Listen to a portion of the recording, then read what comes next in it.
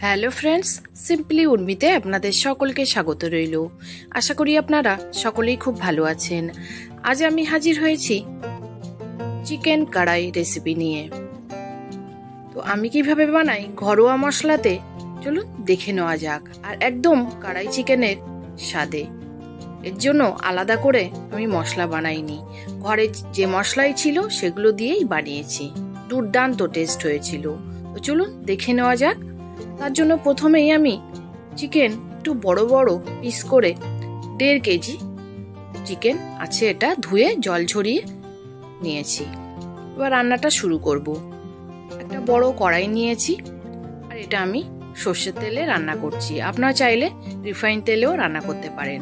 যেহেতু চিকেনের পরিমাণটা অনেকটাই বেশি, ওই জন্য তেলটা একটু 3 টেবিল স্পুন ব্যবহার করলাম। গোটা লঙ্কা চিড়ে দিলাম 2টো, তেজপাতা দিলাম। তেজপাতা আমি কেটে কেটে রেখে দিই। আর 1 টেবিল স্পুন দিলাম মৌরি, গোটা মৌরি। আর 1 টেবিল স্পুন গোটা জিরে দিয়েছি। ওগুলো একটু ভাজা হয়ে গেলে তারপরে দিয়ে দিলাম 3টে বড় পেঁয়াজ কুচিয়ে রেখেছিলাম, খুব কুচানো না, একটু মোটা। দিয়ে এবার পেঁয়াজটাকে একটু ভেজে নেব।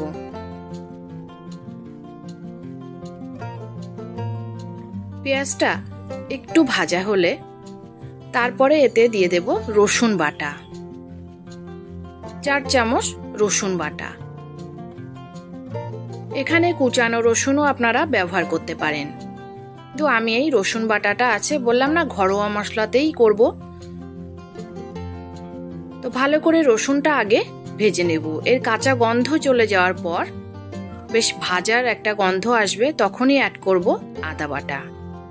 এটাও 4 চামচ আদা বাটা আমি ব্যবহার করছি। আদা বাটাটাও খুব ভালো করে ভেজে নেব, এর কাঁচা গন্ধ যতক্ষণ না চলে যাচ্ছে। এবার এর কাঁচা গন্ধ চলে গেছে, সুন্দর একটা ভাজা গন্ধ বের হয়েছে। তারপরে আমি জল ঝরিয়ে রাখা চিকেনগুলো দিয়ে দিচ্ছি।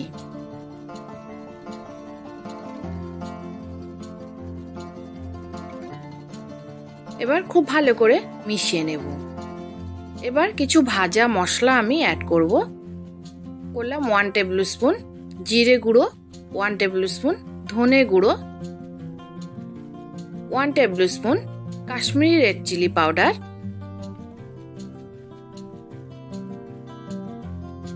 আর দেব হলুদ।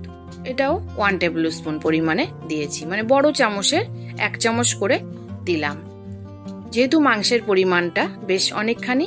এবার 4টে কাঁচা লঙ্কা আমি চিড়ে নিয়ে দিয়ে দেব। সবগুলো চিড়ে দিয়ে দিলাম। এবার মাংসটা আমি এখন হাই ফ্লেমে কষিয়ে নিচ্ছি। গ্যাসটাকে একটু লোয়ে করেছি।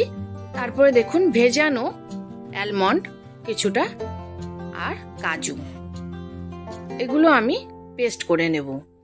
ততক্ষণে দেখুন চিকেন থেকে অনেক জল বের হয়েছে। এবার পরিমাণ মতো লবণ দিয়ে দিয়েছি, 2 চামচ পরিমাণে লবণ দিলাম, কারণ মাংসের পরিমাণ যেহেতু একটু বেশি, তো লবণটা অবশ্যই আপনারা আপনাদের পছন্দ মতো ব্যবহার করবেন। এবার খুব ভালো করে মিশিয়ে নিয়েছি। এবার যে অ্যালমন্ড এবং কাজুর পেস্ট আমি বানিয়েছিলাম সেটা দিয়ে দিলাম, একদম স্মুথ পেস্ট। আর পাত্রটাও ধুয়ে দিয়ে দিয়েছি, কারণ জারে অনেকটাই লেগেছিল। এবার খুব ভালো করে মিশিয়ে নেব। মিশিয়ে নিয়ে এটা রান্না হতে থাক। আমি মিডিয়াম ফ্লেমে রেখেছি। ততক্ষণে দেখুন 2টো পেঁয়াজ আমি চৌকো চৌকো করে কেটে নিয়েছি, আর এর পাপড়িগুলো বের করে নিয়েছি, আর ক্যাপসিকামও চৌকো করেই কেটেছি। এবার আলাদা একটা কড়াইতে, এখানে আমি রিফাইন তেল ব্যবহার করেছি, আর সামান্য একটু ঘিও মিশিয়ে দিয়েছি। দিয়ে এই পেঁয়াজ আর ক্যাপসিকামটা হাই ফ্লেমে সটে করে নেব। সামান্য একটু লবণ দিয়ে দেব, দিয়ে 2 মিনিট হাই ফ্লেমে করে নিলেই হয়ে যাবে। এবার আমি একটু কড়াইটা ধরে টস করে নিচ্ছি। দেখুন কালারটা চলে এসেছে। এবার গ্যাসটা বন্ধ করে দিয়েছি। এবার এই চিকেনে অ্যাড করে দিলাম। দিয়ে এবার ভালো করে মিশিয়ে নেব। এখন গ্যাসটাকে আমি আবার হাই ফ্লেমে করে দিয়েছি। ভালো করে মিশিয়ে নেওয়ার পর আমি একদম গরম জল আমি অ্যাড করলাম। যতটা ঝোল পছন্দ করবেন সেই পরিমাণেই ব্যবহার করবেন জলটা।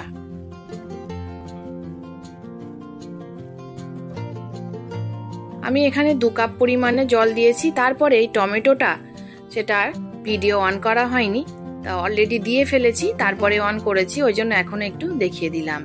এখানে 2টো টমেটো আছে, এটাও চৌকো করে কেটে দিয়ে দিয়েছি। পরে দিলে কালারটা বেশ ভালো লাগবে। একটু ডুবিয়ে ডুবিয়ে দিলাম।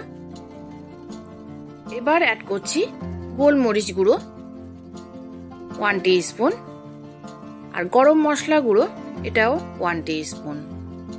এখানে আমার একটু মৌরি গুঁড়োও আছে, ছোট এলাচ, লবঙ্গ, দালচিনি, মৌরি গুঁড়ো এবং তেজপাতা এই গরম মশলাটার মধ্যে আছে।